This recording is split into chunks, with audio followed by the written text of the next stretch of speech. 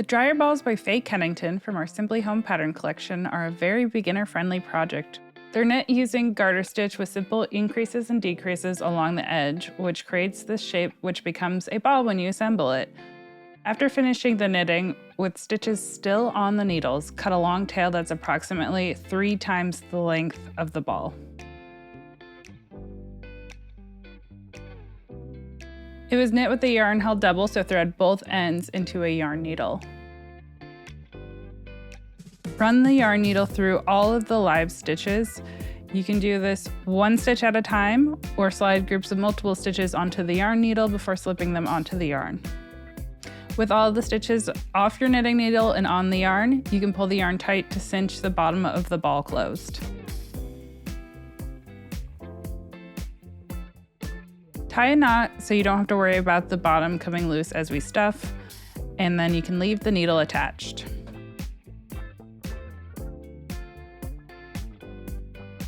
We're going to set that aside as we prepare our roving, but it's starting to look like a ball.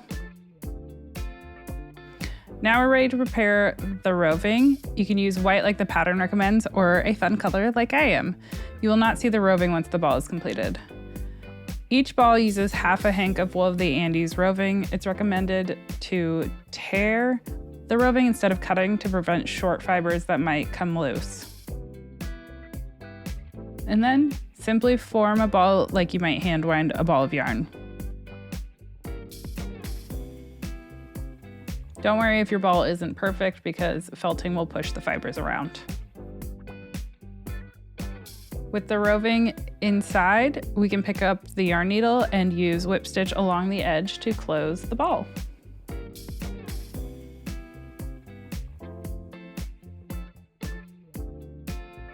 To whip stitch, insert your needle down one edge and up the opposite edge.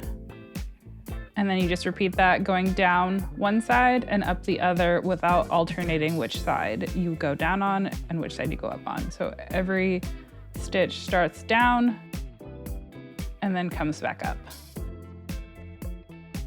Once you've reached the top, tie a knot with the cast on tail to secure the seam. You can leave the yarn needle attached.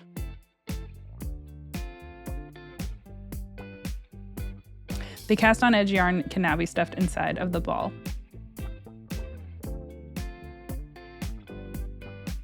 Pick up the yarn needle again and work a running stitch along the top edge. The running stitch simply goes in and out in a straight line. Try to avoid catching any of the roving when you are working the running stitch. Pull the yarn tight to cinch the top with the roving pushed out of the way, and then tie a knot to secure. It's okay if your seams and knots aren't perfect looking because they will disappear as you felt. Pass the yarn needle through the ball and out one side several inches below to trot the ends inside without weaving in ends. Snip the tail.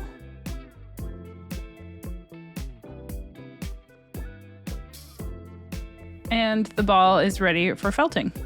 Wash balls in a washing machine using the hot water cycle until balls have a 9.75 inch circumference and are dense and well felted. When it's the correct size, it can be dried in the dryer. This is what the final ball should look like. If it's not fully felted after the first cycle, simply repeat until it's the correct size.